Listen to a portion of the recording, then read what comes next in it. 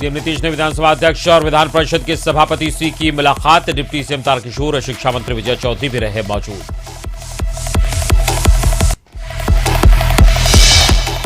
काला मास्क और हेलमेट लगाकर सदन पहुंचे विपक्षी विधायक। बजट सत्र में विपक्षी विधायकों से हुई मारपीट का विरोध।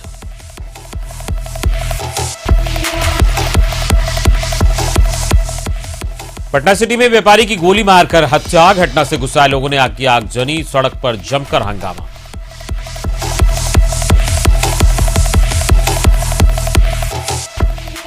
सावन की आज पहली सोमवारी। मंदिरों में कहीं भीड़ तो कहीं सन्नाटा। गंगा घाटों पर स्नान के लिए उमड़ी भीड़।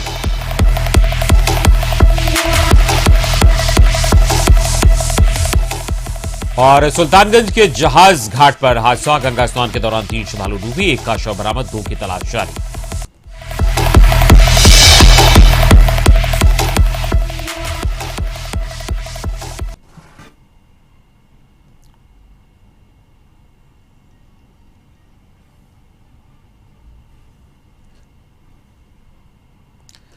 नमस्कार, आप देख रहे हैं हमारा बिहार और मैं हूं आपके साथ अमित सिंह। तो सुर्खियों के बाद खबरों की शुरुआत करते हैं।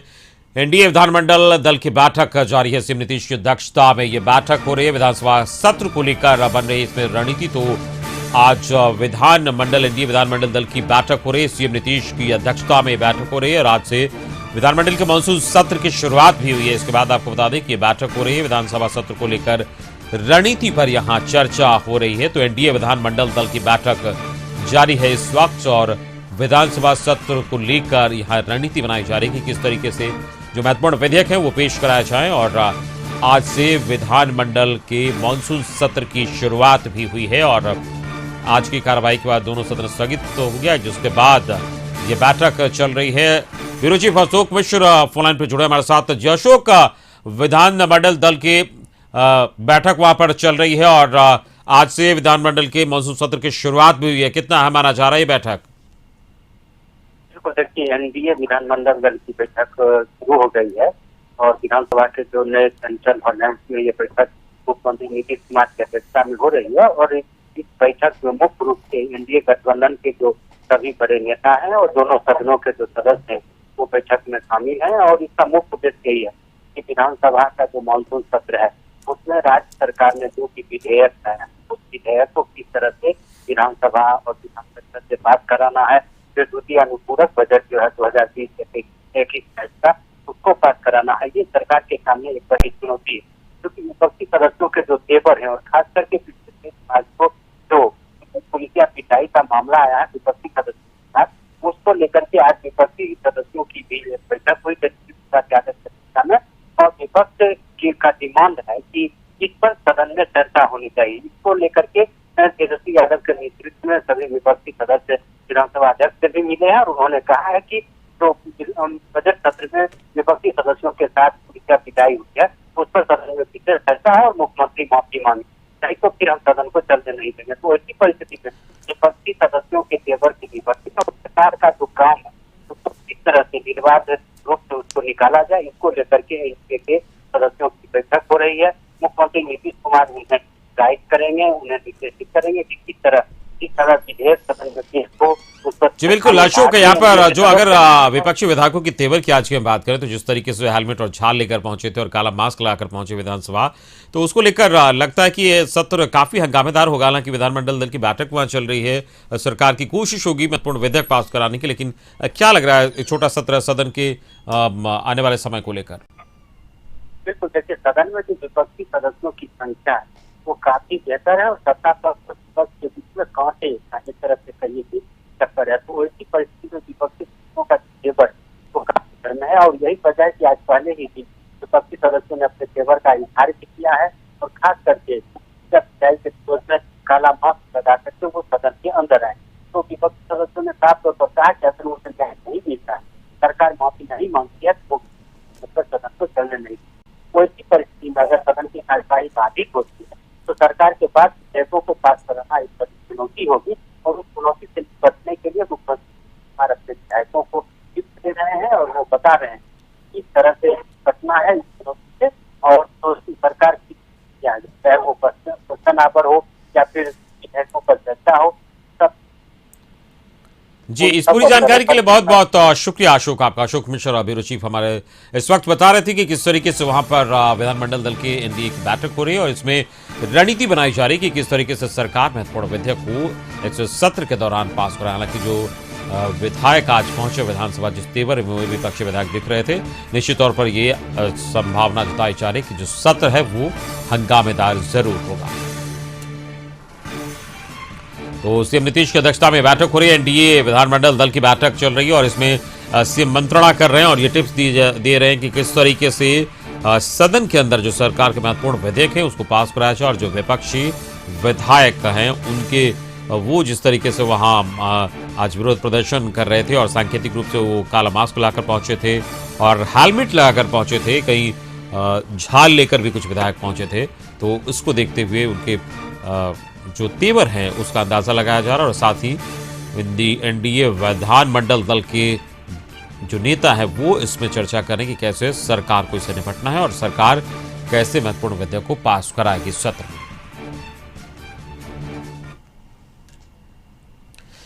तो विधानसभा के मानसून सत्र की शुरुआत हो गई है। पहले दिन विपक्ष विधायकों को विरोध देखने का मिला। आरजेडी के विधायक काला मास्क लगाकर सदन में पहुंचे। दरअसल विपक्षी विधायकों से मारपीट मामले में हुई कार्रवाई से वो संतुष्ट नहीं है, इसी को लेकर लगातार विरोध किया जा रहा है। तेजस्वी यादव खुद काला मास्क लगाकर सदन की कार्यवाही में भाग लेने के लिए पहुंचे।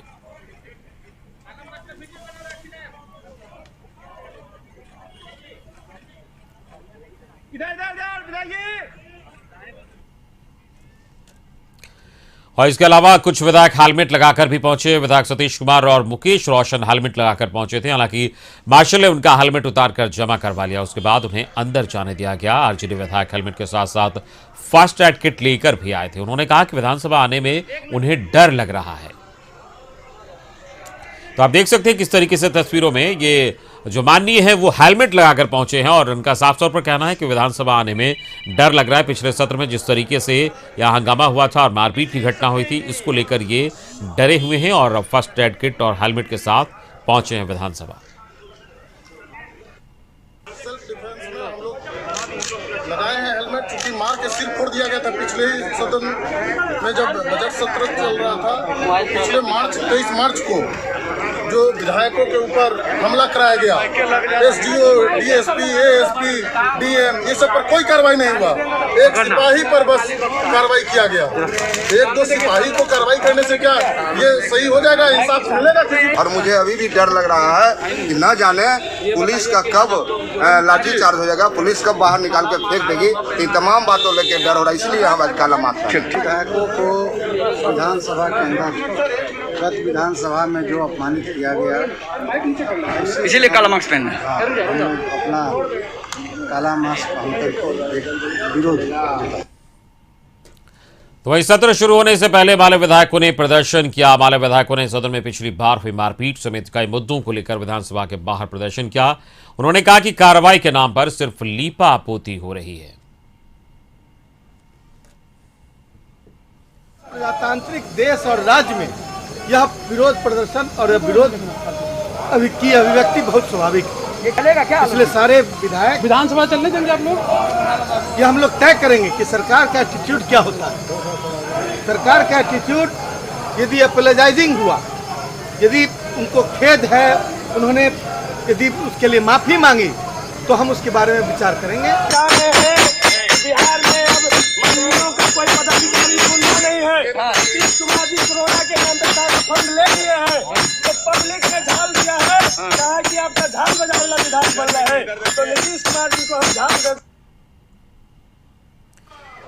तो आप देख सकते हैं किस तरीके से विधायक वहां पहुंचे। अपने अलग अलग अंदाज में उन्होंने अपना विरोध प्रदर्शन किया और सांकेतिक रूप से अपना विरोध जताया है। कोई विधायक वहां हेलमेट में पहुंचे तो कोई विधायक वहां पर झाल लेकर पहुंचे और साफ तौर पर ये कहा कि सीधे जो जनता है वो साफ तौर पर उनसे कह रही है कि आपका फंड ले लिया गया है। जब आपके पास पैसा ही नहीं है तो आप विकास क्या करेंगे, इसीलिए जनता ने झाल बजाने को कहा है और तभी वह हम यहाँ झाल लेकर आए हैं सदन में। इस तरीके से विधायक ने वहाँ पर कहा और अलग अलग तरीकों से वहाँ विरोध प्रदर्शन के स्वर देखने को मिले और तस्वीरों में साफ तौर पर आप देख सकते हैं जो विपक्षी विधायक हैं, अलग अलग विधायक अलग अलग तरीकों से अपना विरोध प्रदर्शन वहाँ जता रहे थे आज सत्र के पहले ही दिन।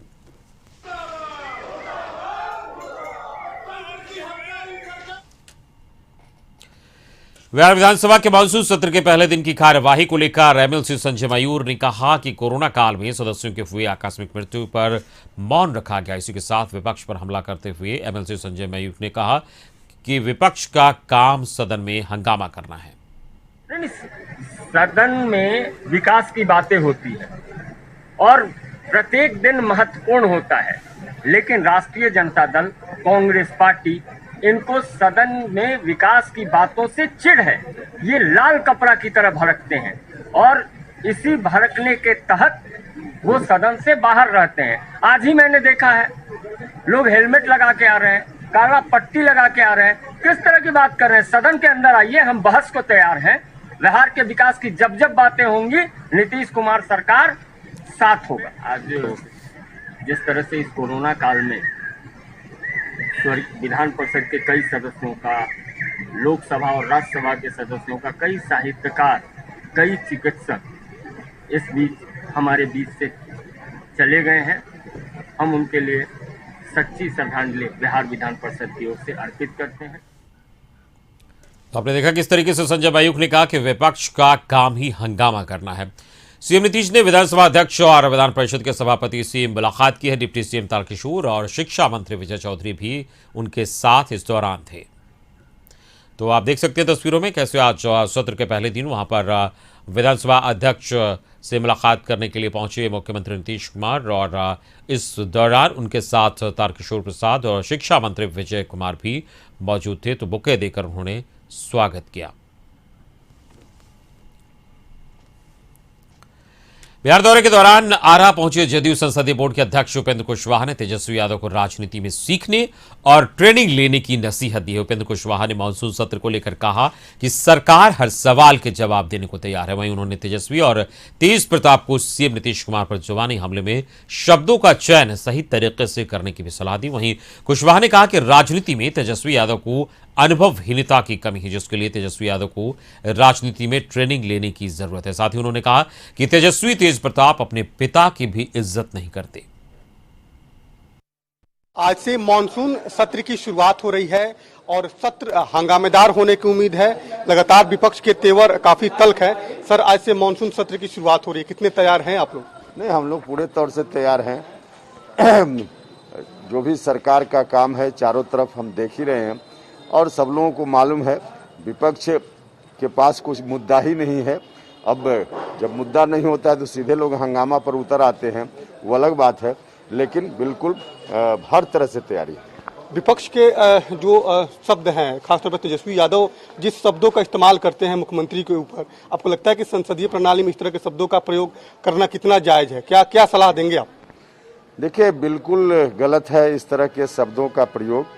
आज भी हम लोग विरोध में हैं और मेरी पूरी राजनीति लगभग लालू यादव जी के कार्यकलाप के खिलाफ रही है, लेकिन उसके बावजूद कोई लालू जी की जगह कोई दूसरा शब्द उनके लिए भी करता है तो मुझको बुरा लगता है। हम उसको समझाते हैं कि ऐसा नहीं करना चाहिए, राजनीति में विरोध की तरह होना चाहिए। अब तेजस्वी यादव जिस तरह की भाषा का प्रयोग करते हैं, कहीं से भी उसको उचित नहीं कहा जा सकता है, लेकिन अफसोस इस बात का है कि बचपन से ट्रेनिंग ही उसी तरह की है। जो बच्चा अपने पिताजी को शौचालय में बंद कर देता हो, जो बच्चा अपने पिताजी का सम्मान नहीं करता हो, जिस पिताजी ने उन बच्चों के लिए क्या क्या नहीं किया, आज लालू जी जेल में बंद थे और केस उनके ऊपर इतना सारा है, तो उसमें बच्चों के लिए उन्होंने जो किया है यह भी एक बड़ा कारण है। लेकिन वह बच्चा भी उनके साथ इस तरह का व्यवहार पहले से करता रहा है, उससे अब क्या उम्मीद की जा सकती है? ट्रेनिंग की जरूरत है। आपको लगता है कि संसदीय प्रणाली में ट्रेनिंग की भी जरूरत होती है? तो अनुभव की कमी है, भले ही वो नेता विरोधी दल हैं, लेकिन ट्रेनिंग की कमी है। देखिए, ट्रेनिंग के लिए इसमें कोई इंस्टीट्यूट तो है नहीं कि कहीं एडमिशन ले लीजिए, ट्रेनिंग करके आ जाइए। ट्रेनिंग का तो यही प्रोसेस है, पॉलिटिकल पार्टी के अंदर ट्रेनिंग होती है और इसमें सीधे ऊपर से लोग आ गए। लालू यादव आए थे जरूर नीचे से, लेकिन तेजस्वी यादव तो सीधे आ गए, पिताजी के चलते राजनीति में आ गए, तो फिर उनकी ट्रेनिंग का कहाँ सवाल है? हाँ, आगे आने वाले दिनों में अपने में सुधार लाएं, आगे लंबा समय है, इतनी सलाह मैं जरूर। मुख्यमंत्री जी का अनुकरण कम से कम करनी चाहिए, क्योंकि मुख्यमंत्री जी, आपको लगता है कि जिस तरह से वो शब्दों का इस्तेमाल मुख्यमंत्री जी पे करते हैं, तो मुख्यमंत्री जी से कुछ सीखना चाहिए तेजस्वी यादव को। मुख्यमंत्री जी का अनुकरण तो कभी नहीं कर सकते हैं, क्योंकि मुख्यमंत्री जी का व्यक्तित्व इतना बड़ा है, लेकिन हाँ, सीखने की कोशिश तो हर आदमी को करनी चाहिए। बिल्कुल, देखिए आज से मानसून सत्र की शुरुआत हो रही है और शुरुआत हंगामेदार होने की उम्मीद है, लेकिन उपेंद्र कुशवाहा जिस तरह से तेजस्वी यादव को नसीहत दे रहे हैं कि आने वाले समय में तेजस्वी यादव को ट्रेनिंग लेने की जरूरत है, ताकि संसदीय प्रणाली में वो बेहतर तरीके से अपनी बातों को रख सके। कैमरामैन राजू के साथ अवनीश कुमार, कशिश न्यूज, आरा। और इसी के साथ यह वक्त चला छोटे से ब्रेक का। ब्रेक के बाद बात करेंगे सावन के पहली सोमवारी की। जल प्रवाह पावित स्थले गले विलंबिता भुजंग तुंग मालिका टमट मट्ट मट्ट मन्निनाद वड्डमर्वयं चकार चंड तांडवं तनोतु नः शिव। हर हर शिव शंकर नीलकंठ गंगाधर आए शरणम तिहारे। ज्ञान ऐसा विशाल बैठे हो मृगनयन छाए माथे चंद्र विराजे। तनना ना ना ना तनना ना। अब ब्रेक के बाद बात सावन की पहली सोमवारी की। सावन की आज पहली सोमवारी, हालांकि कोरोना के कारण इस बार श्रद्धालुओं के मंदिरों में एंट्री नहीं दी जा रही है, फिर भी कहीं कहीं लोग पहुंच रहे हैं। वहीं गंगा स्नान के लिए भी लोग पहुंच रहे हैं। 6 तस्वीरों के जरिए हम आपको दिखा रहे हैं कि सावन की पहली सोमवारी के दिन कैसा नजारा रहा है। तो आप देख सकते हैं 6 जगहों की ये तस्वीर है। पटना सिटी, सीतामढ़ी, बाढ़, बेगूसराय की तस्वीर आप देख रहे हैं, सिवान की तस्वीर, इसके अलावा आपको हम गया की तस्वीर दिखा रहे हैं। तो 6 जगहों की तस्वीर हम आपको दिखा रहे हैं। देख सकते हैं आप सावन के पहली सोमवारी के दौरान, हालांकि धार्मिक स्थलों को इस वक्त बंद रखा गया है। श्रद्धालुओं के जाने पर रोक है, लेकिन पूजा पाठ वहां पर चल रहा है और कुछ लोग पहुंच भी रहे हैं मंदिरों में। भागलपुर सावन की पहली सोमवारी पर हादसा हो गया। सुल्तानगंज के जहाज घाट पर गंगा स्नान करने आए विभिन्न जगहों के 3 शिवभक्त नदी में डूब गए, जिसमें एक का शव स्थानीय लोगों की मदद से बाहर निकाला गया, जबकि 2 का अब तक का कुछ पता नहीं चल सका। डूबने वालों में साहिबगंज निवासी सौरभ कुमार, मुकेश कुमार और राहुल कुमार है। घटना से 8 घंटा बीत जाने के बावजूद कोई भी प्रशासन और एनडीआरएफ एसडीआरएफ की टीम वहां नहीं पहुंचे, जिससे लोगों में आक्रोश है। इसका अपना भाई हम खुद डूब रहे थे, हम उसको कैसे निकाल रहे थे कि हम ही खुद सुबह से जा रहे हैं खाना में। तो 3 लोग गंगा घाट पर डूब गए। कैसे डूबा तीनों सर? रात में परिजन के अनुसार रात में करीब 12 बजे वो लोग घर से निकले थे। 2 नाथनगर पासी टोला के थे, एक जो है नाथनगर साहेबगंज के थे। मौके पर हम तुरंत आए, सारे पदाधिकारियों से मैंने बात किया और हर संभव प्रयास का कोशिश किया जा रहा है। एसडीआरएफ की टीम भी पहुंच चुकी है। थाने से सारे लोग। पटना सिटी के माल सलामी थाना क्षेत्र में देर रात अपराधियों ने मछली विक्रेता की गोली मारकर हत्या कर दी। वहीं हत्या से आक्रोशित लोगों ने मोर्चा रोड पर आगजनी कर रोड जाम कर दिया और पुलिस प्रशासन के खिलाफ जमकर नारेबाजी करते हुए अपराधियों की गिरफ्तारी की मांग की। हत्या की सूचना मिलते ही मौके पर पहुंचे पुलिस को आक्रोशित लोगों का सामना करना पड़ा, जहां माहौल बिगड़ता देख सिटी डीएसपी अमित शरण समेत कई थानों की पुलिस मौके पर पहुंचकर आक्रोशित लोगों को शांत कराने में जुट गई है। सिटी डीएसपी अमित शरण ने बताया कि हत्या के कारण अभी स्पष्ट नहीं हो सका, फिलहाल छानबीन की जा रही है।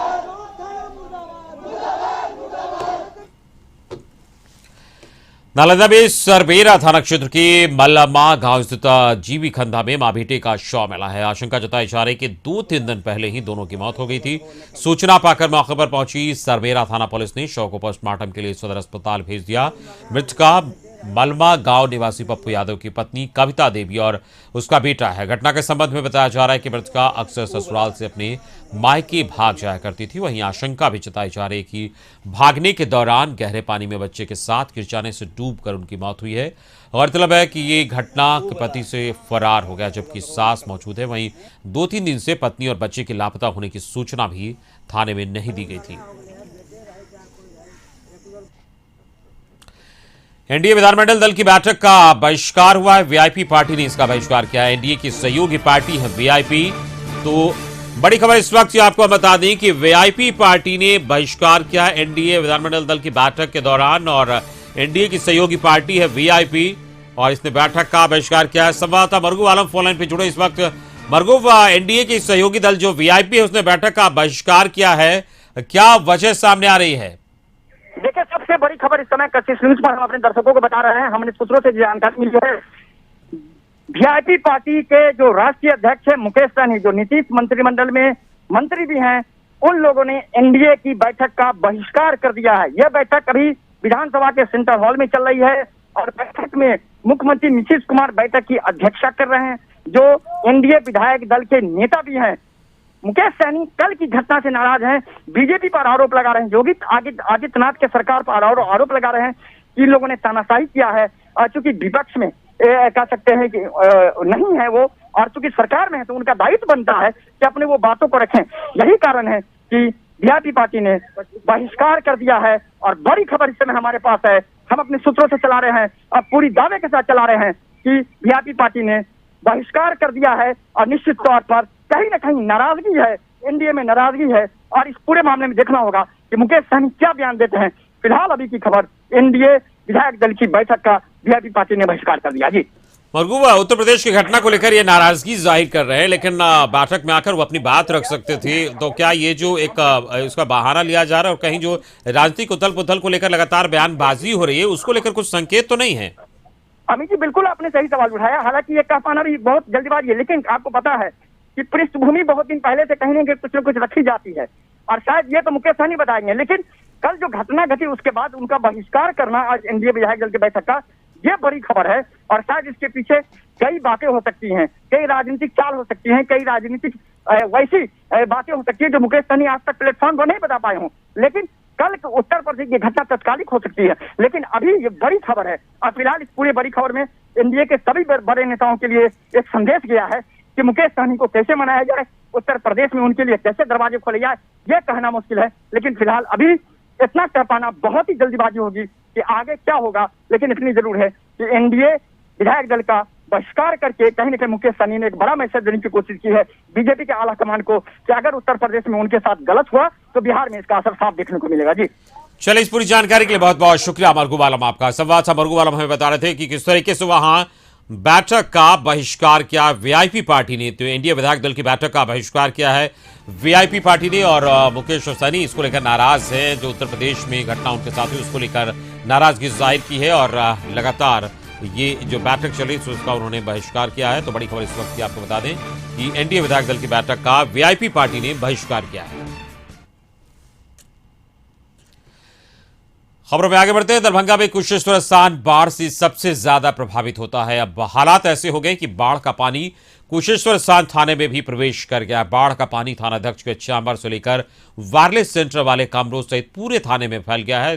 थाने में मौजूद पुलिस वाले तत्काल जरूरी कागजात को पानी से बचाने के लिए ऊंचे स्थान पर रखे हुए हैं। फिलहाल पानी के बीच पुलिस वाले थाने का संचालन कर रहे हैं ताकि आम लोगों की समस्या के निदान के साथ कानून व्यवस्था बना रहे। यहां बताना जरूरी है कि बाढ़ का पानी प्रत्येक वर्ष कुशेश्वर स्थान थाने को ऐसे ही अपनी चपेट में लेता है। इसके बाद भी सरकार का ध्यान इस ओर अब तक नहीं गया है, जो आश्चर्य की बात है। पुलिस अधिकारी ने बताया कि पिछले 3-4 दिनों से बाढ़ का पानी थाने में भरा हुआ है। बना है तो कैसे आए थाना में आप? पुराना थाना सब साल इसी तरह बाढ़ आता है और बाढ़ में घुसकी कम करवाना पड़ता है। जितना भी यहाँ के स्टाफ है सब ऊपर जाके अपना टेबल कुर्सी लगा के बैठे रहते हैं। आप लोग पानी से ही आते जाते हैं? हाँ, क्या करें। 3-4 दिन से बाढ़ की पानी प्रवेश कर गई है थाना में और बाढ़ के पानी प्रवेश करते ही हम लोग सारे संचिका के ऊपर के स्थान पर जहाँ पर रूम है वहाँ पर लेकर के चले आए हैं सुरक्षित और सुचारू ढंग से काम चल रही है। आज करगिल विजय दिवस है। करगिल युद्ध 22 जुलाई 1999 के बीच जम्मू कश्मीर के करगिल जिले में नियंत्रण रेखा पर लड़ी गई थी, जिसमें भारत को जीत मिली थी। इसलिए यह दिन करगिल युद्ध के शहीद जवानों को समर्पित है। युद्ध के दौरान भारतीय सेना ने पाकिस्तान की सैन्य टुकड़ियों को इस इलाके से हटा दिया था और अपना नियंत्रण स्थापित कर लिया था। करगिल विजय दिवस घुसपैठ करने वाले पाकिस्तानी सैनिकों पर भारतीय सैनिकों की जीत के उपलक्ष्य में 26 जुलाई को मनाया जाता है। इस साल करगिल विजय दिवस की 22वीं वर्षगांठ है।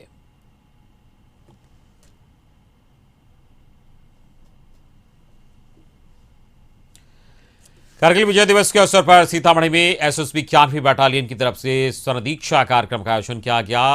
बथनार प्रखंड स्थित आईएसएसबी कैंप में वृक्षारोपण किया गया। इस अवसर पर कमांडेंट आर.के. श्रीवास्तव ने कहा कि कल विजय दिवस के अवसर पर जवानों के साथ परिवार की महिलाएं भी वृक्षारोपण कर रही है। उन्होंने कहा कि पौध लगाना ही नहीं, उसे सींचना और संवारना भी हमारा लक्ष्य होना चाहिए।